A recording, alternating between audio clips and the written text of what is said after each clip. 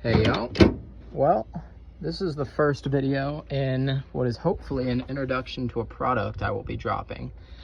And what that is a kit to convert a 12 valve Cummins to a 6.7 turbo, VGT and all.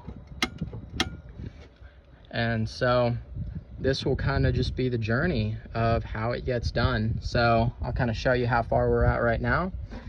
I think I've come up with just about the best flange that I can. Trust me, all the bolts do fit. It is kind of tight, but I really did my best to make it as easy to install as possible, because if I am selling a kit, I don't want to be that guy.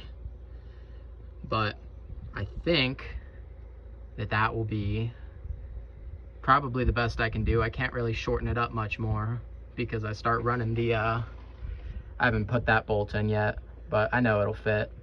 I haven't put a few bolts in, but I think that will be the general idea. Now the really cool thing about this is you bring your own turbo. I'm not selling you a turbo, so if you want to go buy the nicest, biggest one you can, go for it. But if not, just find one in the junkyard like I did. Pretty simple. And I'm really just trying to keep the cost down, because I know a lot of you rats just like me don't want to spend all that money. So we're trying to use as many of the factory parts as possible. This is a 12 valve oil feed that's just going right into that. You just steal this fitting off of your old turbo in there, and it just plugs right in. I think that this oil drain will be the same thing. What you'll have to do is just snip it somewhere around right here and just patch in a second hose. It's already on a hose, and so you just got to put in a second one.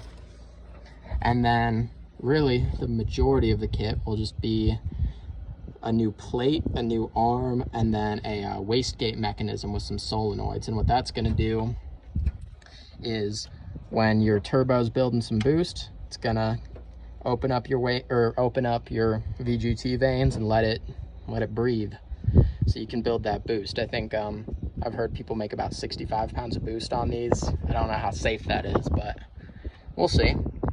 I'll be a test dummy for that.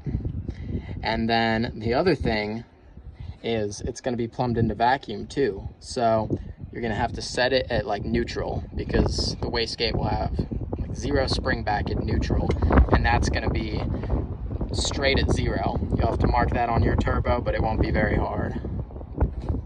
And then when you give it some vacuum, it's actually going to pull it all the way back, and what that's going to do is engage your turbo brake. And then there's just going to be a switch in the cab wired to 2 solenoids that'll control all that. This is kind of the exhaust situation so far.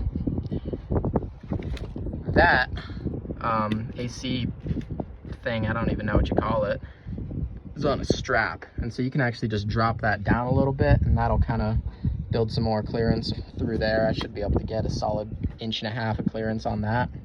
And then the last thing is I'll be making a adapter so that you can plug into a factory exhaust and just replace this piece right here. And then likely, I haven't test fit the other side, but you'll have to make I'll have to make an adapter to adapt the aluminum part, or the intake hose as well. But that shouldn't be very hard. It should just be a bent tube. I will update YouTube on the progress. Oh yeah, the other thing you have to do is flip your manifold, but I mean, that's easy. I'll update YouTube on the progress.